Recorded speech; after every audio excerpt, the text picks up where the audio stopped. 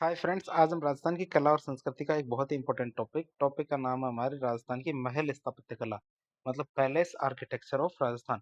इसके बारे में काफी डिटेल से चर्चा करेंगे। आप हमारे साथ बने रहिए ताकि आपको इसके बारे में जानकारी प्राप्त हो सके। तो शुरुआत करते हैं आज का टॉपिक है राजस्थान की महल स्थापत्य कला। तो राजस्थान की महल स्थापत्य कला मतलब पैलेस आर्किटेक्चर ऑफ राजस्थान, ये हमारे क्या एक समृद्ध और विविध विरासत है। कैसी है? एक समृद्ध और विविध विरासत है जो और एरियो की महल महल जो स्थापत्य है उससे अनूठी है। जो हमारे सदियों के दौरान विकसित हुई है। ये केवल एक आवास नहीं थे। मतलब महल की बात करें तो महल केवल आवास नहीं थे, बल्कि हमारे शासकों की शक्ति, धन, कलात्मक अभिरुचि और जीवन शैली का प्रतिबिंब थे। कि मतलब शासक किस तरह का जीवन जिया करते थे, कितना पैसा था, कैसी उनकी अभिरुचि थी, इन सबको दिखाते थे। इन महलों में स्थानीय जलवायु, सुरक्षा की आवश्यकता और सांस्कृतिक परंपराओं का गहरा प्रभाव देखने को मिलता है। जो हमारे महल थे तो इन महलों में क्या हमारे स्थानीय जलवायु, सुरक्षा आवश्यकता और सांस्कृतिक परंपराओं का गहरा प्रभाव देखने को मिलता है। अब हम देखें राजस्थान की जो महल स्थापत्य कला है इसके कौन कौन से पहलू है। पहलुओं की बात करें, पहला पहलू आता है इसका कौन सा? ऐतिहासिक पृष्ठभूमि और इसके विकास की। तो राजस्थान में महल स्थापत्य कला का विकास राजपूत शासकों के उदय के साथ ही हो गया था।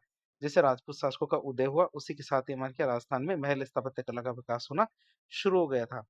प्रारंभिक महल दुर्गों की बात करें तो प्रारंभिक महल दुर्गों के भीतर सुरक्षा को ध्यान में रखते हुए बनाए गए थे। मतलब दुर्ग बनाते तो पहले किले और किलों के बीच में महल बनाया करते थे। तो प्रारंभिक महल क्या हमारे दुर्गों के भीतर सुरक्षा को ध्यान में रखते हुए बनाए गए थे। जैसे हमारे चित्तौड़गढ़ और कुंभलगढ़ के महलों के अवशेष देखने को मिलते हैं। मुगल प्रभाव के साथ साथ जैसे जैसे मुगल प्रभाव राजस्थान के अंदर पड़ने लगा, 7वीं शताब्दी में से हमारे क्या महलों के भव्यता और अलंकरण में वृद्धि हुई थी। 18वीं 19वीं शताब्दी की बात करें तो राजपूत शासकों ने शानदार महलों का निर्माण करवाया था। 18वीं और 19वीं शताब्दी क्या है, हमारे राजपूत शासकों ने शानदार महलों का निर्माण करवाया, जिनमें हमारे मुगल, यूरोपीय और स्थानीय शैलियों का सुंदर मिश्रण देखने को मिलता है। क्या क्या हमारे 18वीं 19वीं शताब्दी में हमारे मुगल और यूरोपीय और हमारे क्या स्थानीय शैलियों का सुंदर मिश्रण देखने को मिलता है। अब देखेंगे हम राजस्थान की जो महल स्थापत्य कला है उसकी विशेषताओं के बारे में। पहली विशेषता आती है हमारे कौन सी? सुरक्षा और भव्यता का संगम। अक्सर महल क्या है, अक्सर या तो दुर्ग के भीतर स्थित होते थे या फिर स्वयं दुर्गनुमा बनाए जाते थे। मतलब या तो किले की तरह ही महल होता था या फिर किले के बीच में होता था। जैसे हमारे किले के बीच की बात करें तो आमेर और चित्तौड़ के बीच में है। और किले जैसे की बात करें तो जयपुर का सिटी पैलेस, उदयपुर का सिटी पैलेस, ये क्या किले की तरह ही महल बनाए गए थे। इनमें हमारे सुरक्षा के लिए मोटी दीवारें, बुर्ज और गुप्त मार्ग हुआ करते थे। सुरक्षा के लिए क्या होते थे? मोटी मोटी दीवारें, बुर्ज और गुप्त मार्ग हुआ करते थे। और वहीं अंदरूनी हिस्से क्या भव्यता और कलात्मकता से भरपूर होते थे। महलों के अंदरूनी हिस्से कैसे होते थे? भव्यता और कलात्मकता से भरपूर होते थे। अब हम बात करें अनुकूलनशीलता की, अडेप्टेबिलिटी की बात करें, अडेप्टेबिलिटी टू क्लाइमेट, बात करें इसकी अनुकूलनशीलता की। तो राजस्थान की गर्म और शुष्क जलवायु, राजस्थान की गर्म और शुष्क जलवायु को ध्यान में रखते हुए महलों का निर्माण किया जाता था राजस्थान में। इनमें हमारे के जालीदार खिड़कियां जिन्हें झरोखे कहते थे, हवादार आंगन जिन्हें चौक कहा जाता था, ठंडी हवा के लिए वातानुकूलित कमरे जैसे हमारे सुख निवास, जल निकाय जैसे हमारे बावड़िया, कुंड, नहरें और फव्वारे हुआ करते थे, जो हमारे क्या अंदरूनी हिस्सों को ठंडा रखा करते थे। तो अनुकूलनशीलता इनमें प्रमुख विशेषता थी।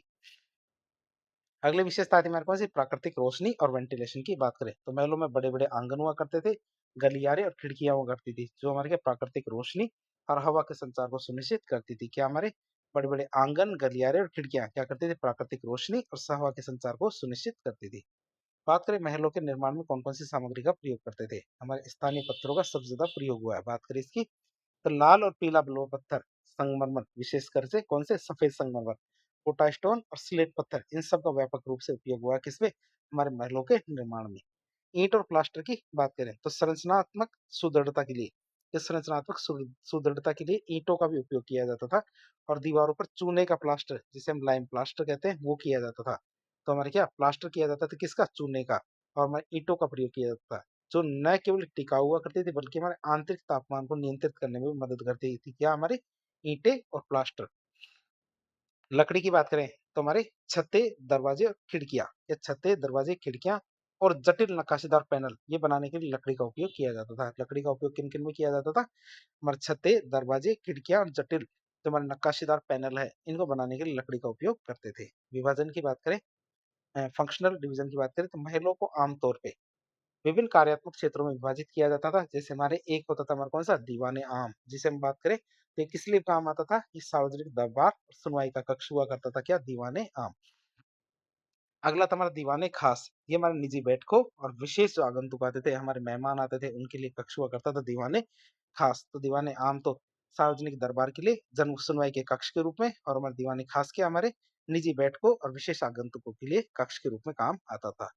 फिर बात करें जनाना महल की, तो रानियों और अन्य जो शाही महिलाएं होती है, तो जनाना महल की बात कर रहे हैं हम, तो रानियों और अन्य जो शाही महिलाएं हैं उनके लिए आरक्षित क्षेत्र हमारा कौन सा, जनाना महल, जिसमें उनके अपने आंगन, कमरे और उद्यान हुआ करते थे। यह अत्यधिक गोपनीयता और सुरक्षा वाला क्षेत्र होता था, कौन सा, जनाना महल। फिर बात करें मर्दाना महल की, तो ये पुरुषों का निवास स्थान होता था, उनके निजी कमरे हमारे मर्दाना महल में हुआ करते थे। बात करें शयन कक्ष की, बेड चैम्बर्स की, तो शाही परिवार के जो निजी शयन कक्ष होते थे। मंदिरों की बात करें तो कई महलों में निजी मंदिर भी हुआ करते थे, जो हमारे शासकों की धार्मिक आस्था को दिखाता है कि महलों में मंदिर होना। फिर रसोई घर, भंडार गृह और अस्तबल, ये भी हमारे महलों की विशेषताएं थी। तो हमने महलों की विशेषताएं देख ली। अब महलों की बात कर रहे हैं, तो महलों की स्थापत्य शैलियां और उनके प्रभावों की बात करें। महलों की स्थापत्य शैलियां और उनके प्रभाव कौन कौन से, उनकी बात करें। तो राजस्थान के महलों में कई शैलियों का संगम देखने को मिलता है, तो बहुत सारी शैलियां हैं जिनका प्रभाव हमारे राजस्थान के महलों में दिखाई देता है, जो यहाँ की सांस्कृतिक विविधता को दिखाता है। जैसे कौन सी शैली, एक आते हैं कौन सी, राजपूत शैली। तो राजस्थान की जो महल है उसमें राजपूत शैली के बारे में बात करें तो कौन से प्रभाव दिखाई देते हैं। जैसे हमारे आते हैं जालियां और झरोके, हवादार और जालीदार पत्थर। क्या हवादार और जालीदार पत्थर की खिड़कियां जो हमारी महिलाओं को बाहर की दुनिया देखने की अनुमति देती थी, जबकि वे स्वयं क्या अदृश्य रहती थी। जो हमारी रानियां होती थी, ये क्या होती थी, जालीदार पत्थर और हवादार जो खिड़कियां होती थी, इनके पीछे छुप के बाहर की चीजें देखा करती थी। जालियां और झरोखे इसमें काम आते थे। ये न केवल कार्यात्मक थे बल्कि हमारे अत्यधिक अलंकृत भी हुआ करते थे। जालियां और झरोखे क्या होते थे, अत्यंत हमारे अलंकृत भी हुआ करते थे।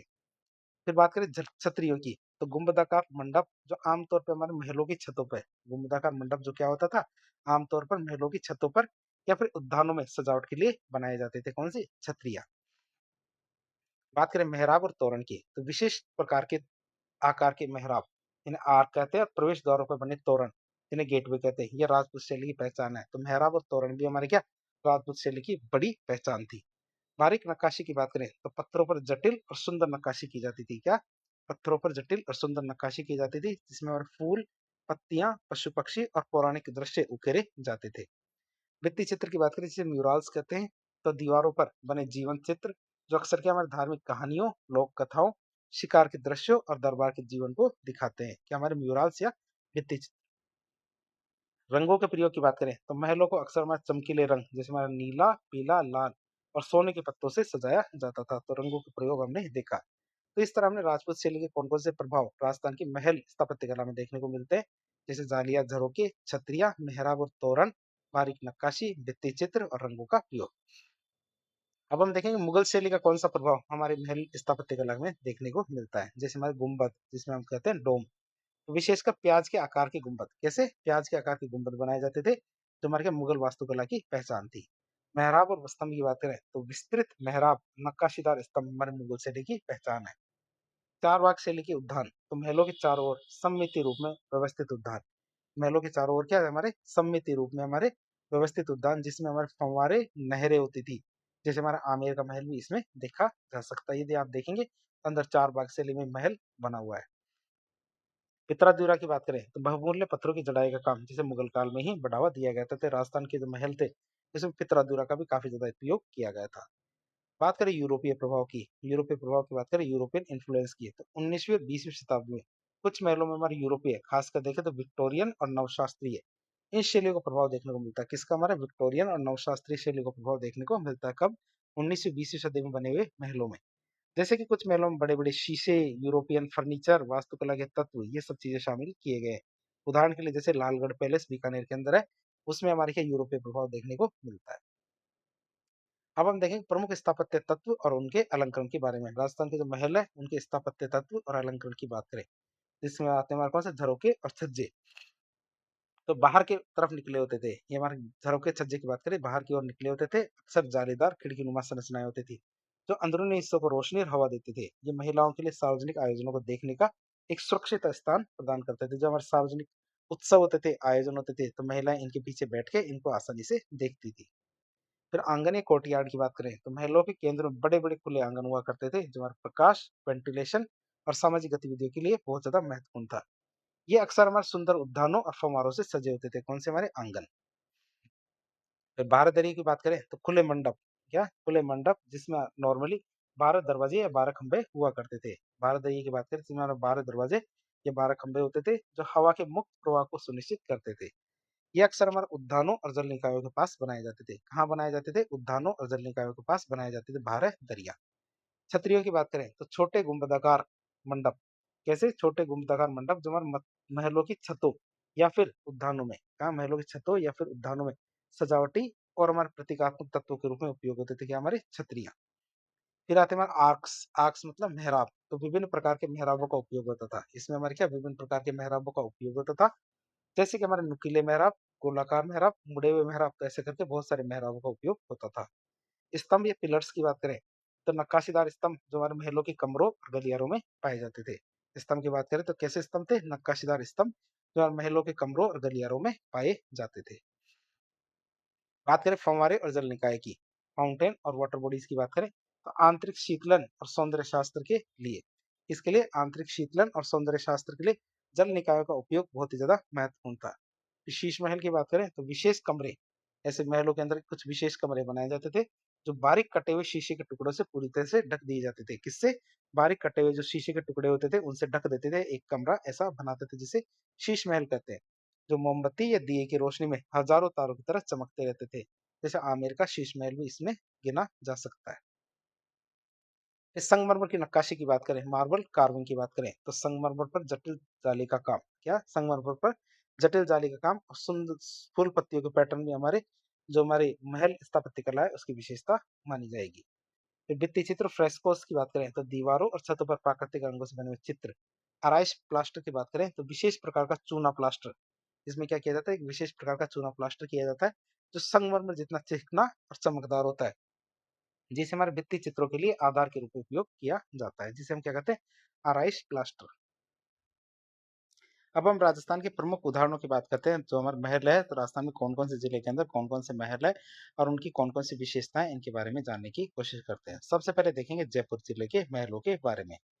इसमें पहला महल आता है जिसे सिटी पैलेस कहते हैं, जिसका दूसरा नाम हमारे चंद्र महल या सिटी पैलेस है। बात करें इसकी, सिटी पैलेस या चंद्र महल इसका नाम है। स्थिति की बात करें तो जयपुर शहर के केंद्र में हमारे सिटी पैलेस या चंद्र महल है, बीचों बीच हमारे जयपुर शहर के। निर्माण की बात करें तो सवाई जो महाराजा सवाई जयसिंह द्वितीय के द्वारा 18वीं शताब्दी में इसकी शुरुआत की गई थी, इसे सिटी पैलेस या चंद्र महल के बनाने की। विशेषता की बात करें तो हमारे राजपूत, मुगल और यूरोपीय स्थापत्य शैलियों का, ये हमारे क्या? राजपूत, मुगल और यूरोपीय स्थापत्य शैलियों का एक बहुत ही शानदार मिश्रण है। परिसर में कई महल, आंगन, उद्यान और एक संग्रहालय भी है। चंद्र महल क्या? 7 मंजिला है। कितना? 7 मंजिला हमारे चंद्र महल है। इसमें हमारे क्या? सुंदर भित्ति चित्र, शीशे का काम। इसमें हमारे मुबारक महल जो हमारे क्या? अतिथि जो स्वागत के लिए बनाया गया था। दीवाने आम, दीवाने खास, पोथी खाना जो एक तरह का लाइब्रेरी, ये पुस्तकालय, ये भी हमारे क्या? सिटी पैलेस या चंद्र महल में है। और यह आज भी क्या? जयपुर के शाही निवास का, शाही परिवार का निवास स्थान हमारे सिटी पैलेस। तो सिटी पैलेस में हमारे जयपुर का शाही परिवार रहता है। दूसरा महल आता है कौन सा? हवा महल। हवा महल की बात करिए कहाँ? हमारे जयपुर में। किसने निर्माण करवाया? महाराजा सवाई प्रताप सिंह ने। तो सवाई प्रताप सिंह ने 1799 में हमारे हवा महल का निर्माण करवाया था। हवा महल की विशेषता की बात करें तो हमारे 5 मंजिला अद्वितीय संरचना है। कैसी? हमारी 5 मंजिला इमारत हमारी कौन सी? हवा महल, जिसे हमारा पैलेस ऑफ विंड्स भी कहा जाता है। कैसे? पैलेस ऑफ विंड्स भी कहा जाता है। कितने मंजिल का है? 5 मंजिल का। बात करें इसकी तो इसमें हमारे 953 छोटे छोटे झरोके ये खिड़कियां बनाई गई। कितनी? 953 हमारे झरोके ये खिड़कियां बनाई गई है, जो शाही महिलाओं को बिना बाहर दिखे शहर के जो जुलूस और त्योहार है उनको देखने में मदद करती थी। हमारे कौन सी? हवा महल। चित्र में आप हवा महल का चित्र देख सकते हो। हवा महल कितना? 5 मंजिला इमारत है। हवा महल की बात करते हैं, हवा महल में 5 मंजिलें कौन कौन सी है? सबसे नीचे से बात करते हैं तो सबसे नीचे हमारी कौन सी? शरद मंदिर है। पहली कौन सी है? शरद मंदिर, ये वाली। फिर हमारे कौन सी? रतन मंदिर जो दूसरी मंजिल है, ये वाली। तीसरी विचित्र मंदिर, ये हमारी ये वाली है। चौथी प्रकाश मंदिर, ये वाली। और पांचवी हवा मंदिर जो सबसे ऊपर वाली है, ये वाली। तो इस तरह हम देख सकते हैं इसमें हमारे कितने? 5 मंजिला है। पहली मंजिल जो नीचे से है ये हमारी शरद मंदिर कहलाएगी। दूसरा हमारा रतन मंदिर जो दूसरी मंजिल है। तीसरा हमारा विचित्र मंदिर जो तीसरी मंजिल। चौथा हमारा प्रकाश मंदिर, कौन सा? प्रकाश मंदिर जो चौथी मंजिल है। और पांचवी हमारी कौन सी? हवा मंदिर, जिस पांचवी मंजिल कहेंगे। बात करें हवा महल की तो हवा महल में हमारा टोटल 365 खिड़कियां हैं और झरोके कितने 953। आप इसे याद रखेंगे, झरोके तुम्हारे 953 है और खिड़कियां कितनी हमारी 365।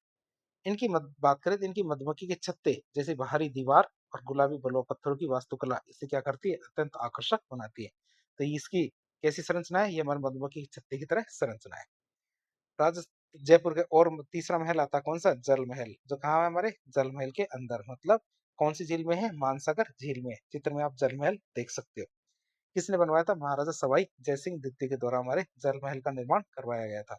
इसकी विशेषता की बात करें तो हमारे बहुत ही अद्भुत महल है, जो झील के बीचों बीच तैरता हुआ दिखाई देता है। कैसे, झील के बीचों बीच है और कैसा दिखाई देता है, तैरता हुआ दिखाई देता है। बात करें इसकी तो इसकी 5 मंजिलों में से 4 पानी में नीचे डूबी हुई है। ये कितने मंजिल का बना हुआ है, ये 5 मंजिल का बना हुआ है, जिसमें हमारे 4 मंजिलें तो क्या पानी के अंदर डूबी रहती है, केवल ऊपरी मंजिल ही हमें दिखाई देती है। ये हमारा राजपूत और मुगल स्थापत्य कला का एक शांत और सुंदर उदाहरण देखने को मिलता है। कौन सा, हमारा जल महल।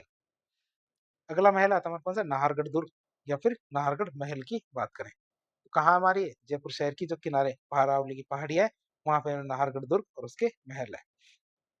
बात करें किसने निर्माण करवाया, सवाई राजा जयसिंह द्वितीय के द्वारा हमारे 1734 में। तो महाराजा सवाई जयसिंह के द्वारा हमारे 1734 में हमारे नाहरगढ़ का निर्माण करवाया गया था। खास बात देखिए तो मुख्य रूप से हमें सुरक्षा के उद्देश्य से बनाया गया था। जो नाहरगढ़ के महल है, 9 पासवानों के लिए बनाया गया था। ये हमारे किसके लिए बनाया गया था, सुरक्षा के उद्देश्य से बनाया गया था। लेकिन इसके भीतर एक सुंदर महल परिसर है जिसे माधवेंद्र महल कहते हैं। क्या कहते हैं, माधवेंद्र महल कहते हैं। और इस महल में हमारे कितने, एक जैसे 9 महल है। कितने महल है हमारे, एक जैसे 9 महल है। तो महाराजा माधो सिंह प्रथम ने अपनी 9 पासवान रानियां पत्नियों के लिए बनवाए थे। किसने, माधो सिंह प्रथम ने क्या किया था, 9 पासवान रानियों के लिए 9 एक जैसे महल बनवाए थे। और ये सारे के सारे महल एक दूसरे से गलियारों से जुड़े हुए हैं, लेकिन क्या अंदर से नहीं है, वो सब के सब अंदर से तो नहीं है, लेकिन सब के सब क्या एक दूसरे से गलियारों से जुड़े हुए हैं। अगला महल आता है हमारा कौन सा, सामोद महल। सामोद महल की बात करें तो हमारे जयपुर के पास सामोद गांव में सामोद महल है। बात करें इसकी विशेषता की तो हमारे भव्य हवेली और महल है। ये हमारे सामोद महल की बात करें तो भव्य हवेली भी है और महल भी है, जिसे अब क्या हेरिटेज होटल के रूप में बदल दिया गया है। ये अपने क्या सुंदर शीश महल, दरबार हॉल और मुरल पेंटिंग्स है, म्यूरल्स पेंटिंग्स है, उनके लिए प्रसिद्ध है। भित्ति चित्र है, उनके लिए प्रसिद्ध हमारे कौन सा, सामोद का महल। फिर बात करें मोती डूंगरी गणेश जी और उनका महल, उनकी बात करें तो जयपुर में मोती डूंगरी पहाड़ी पर ये हमारा मोती डूंगरी गणेश जी और महल है। विशेषता की बात करें तो एक प्रसिद्ध गणेश मंदिर है, एक तरह से महल भी है और बीच में हमारे गणेश जी की मूर्ति भी है। तो पहाड़ी पर स्थित तख्त शाही महल, जो आप यदि जाएंगे कभी भी आपने मोती डूंगरी का गणेश जी देखा हो, तो पास में एक पहाड़ी है, पहाड़ी पर एक तख्त शाही महल है। जयपुर के शाही निवास का एक निजी स्थान था, जो क्या पर्यटकों के लिए खुला हुआ नहीं है, और ये केवल एक दिन, जो महाशिवरात्रि के दिन के लिए खुलता है। कौन सा, जो तख्त शाही महल है, केवल और केवल क्या, जो शाही परिवार है उनके लिए महाशिवरात्रि मतलब भगवान शिव की पूजा करने के लिए एक ही दिन में खुलता है। अब बात करेंगे हमारे जयपुर के महलों के बारे में, बात कर ली। अब हम बात करेंगे उदयपुर जिले के महलों के बारे में, उदयपुर डिस्ट्रिक्ट के। इसके अंदर पहला महल आता है हमारे पास सिटी पैलेस, जो कहा उदयपुर में। बात करें इसकी तो हमारे पिछोला झील के पूर्वी तट पे हमारे सिटी पैलेस उदयपुर है। कहाँ पे, पिछोला झील के पूर्वी तट पे हमारे क्या सिटी पैलेस उदयपुर है। निर्माण की बात करें तो महाराणा जो उदय सिंह द्वितीय के द्वारा 16वीं शताब्दी में इसे बनाना शुरू किया गया था। सिटी पैलेस जो उदयपुर का है, उसे महाराणा उदय सिंह द्वितीय के द्वारा कब, 16वीं शताब्दी में बनाना शुरू किया गया था, और बाद के जो शासक थे उन्होंने इसको आगे बढ़ाया था।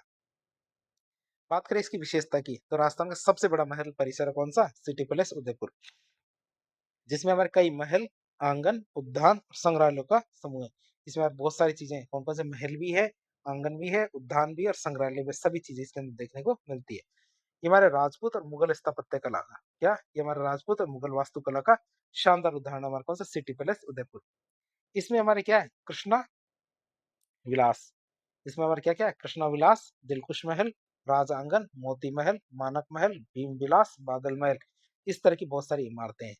फर्गुसन ने बात करें तो इसे बिंडसर महल की संज्ञा दी है, किसे, सिटी पैलेस उदयपुर को फर्गुसन ने क्या कहा, बिंडसर महल।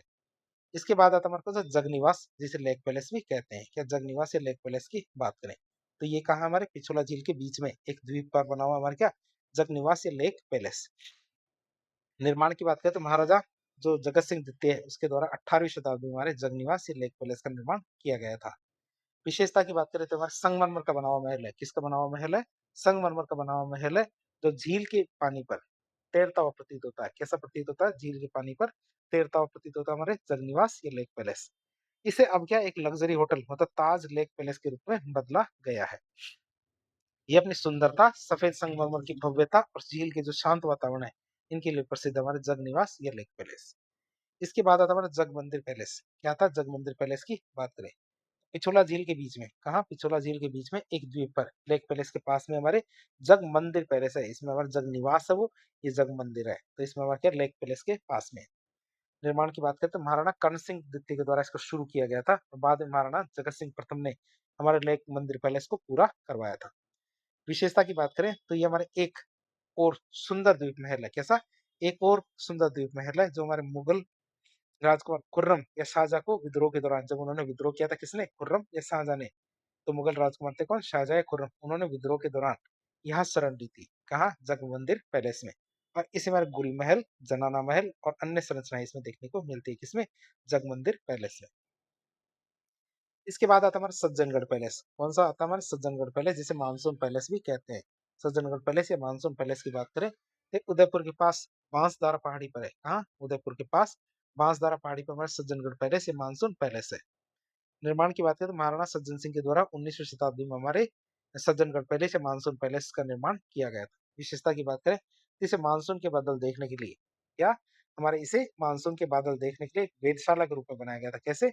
वेधशाला के रूप में बनाया गया था, लेबोरेटरी के रूप में बनाया गया था। इसलिए इसे मानसून पैलेस कहा जाता है। किसके लिए बनाया था? मानसून के बादल देखने के लिए।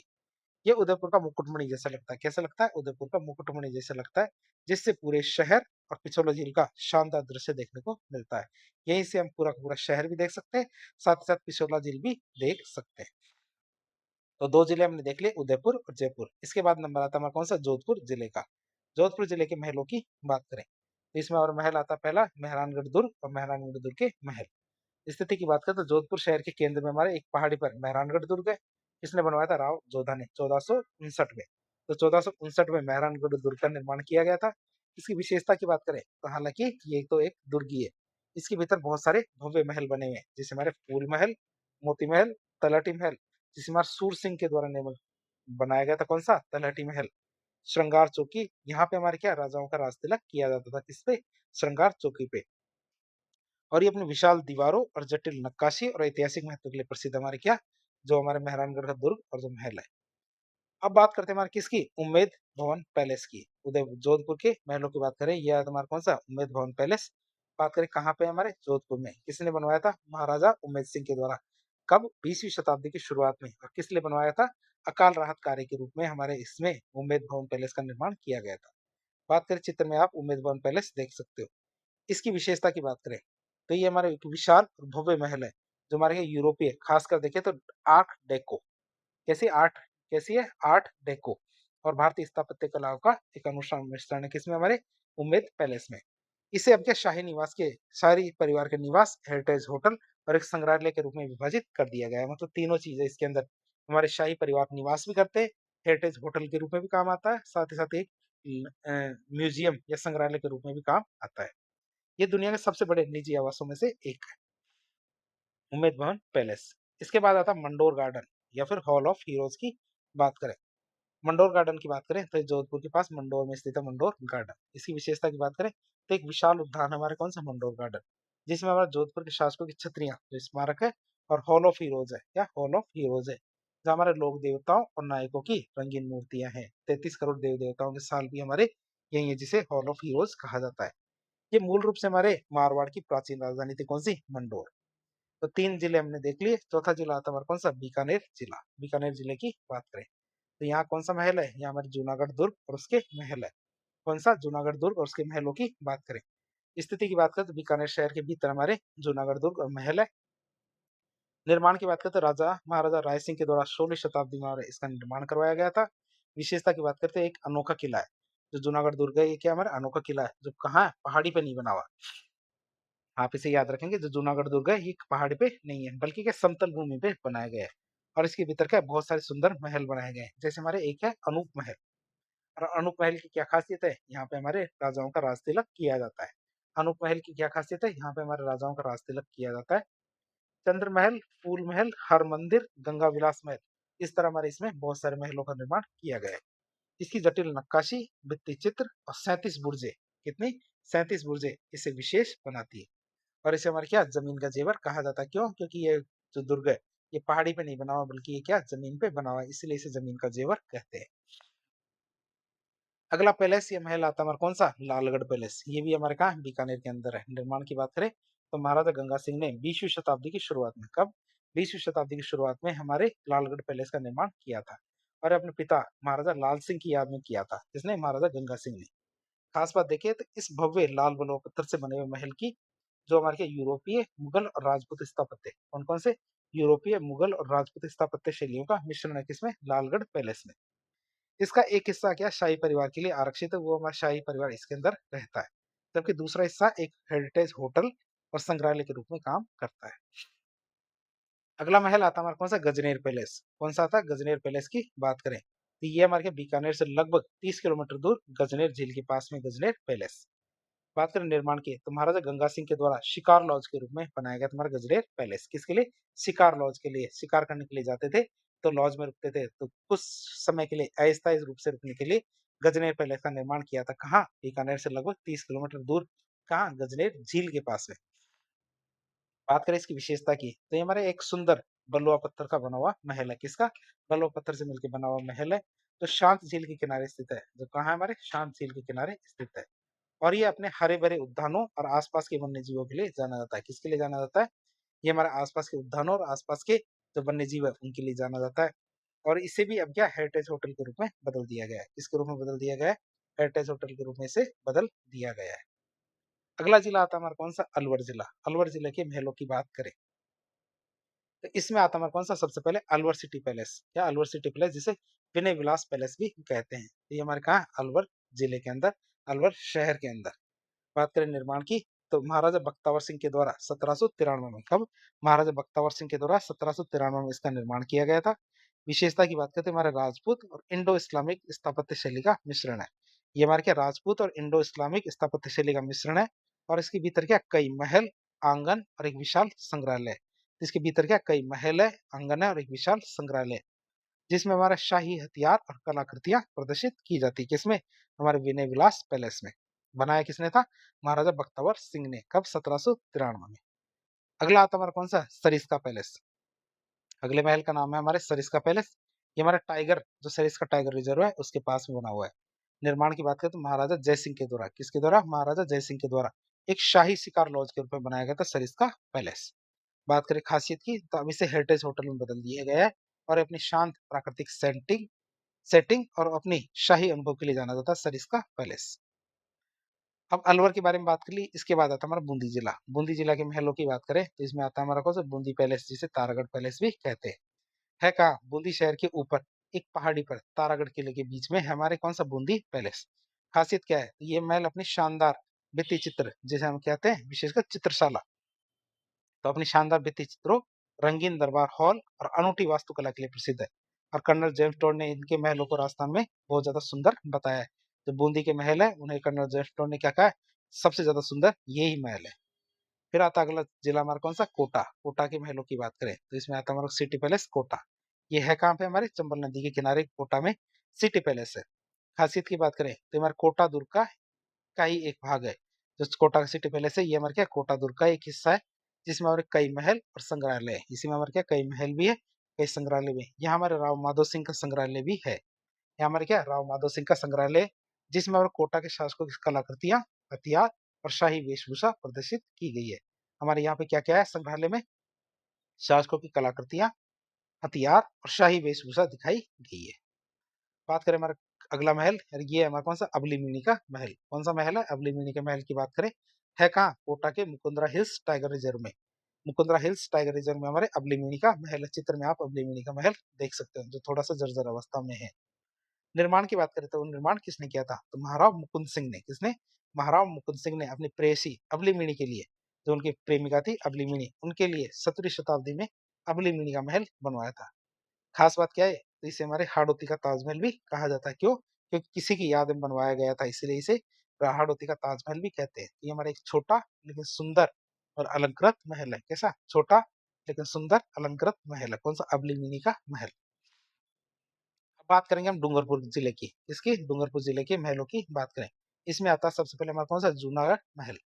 कि जूना महल की बात करें, जूनागढ़ महल नहीं है, ये हमारे है जूना महल, जो कहाँ हमारे डूंगरपुर में। जूना महल की बात करें कहाँ हमारे डूंगरपुर में। निर्माण की बात करें तो 13वीं शताब्दी में इसकी शुरुआत की गई थी। बनाने की शुरुआत कब की गई थी?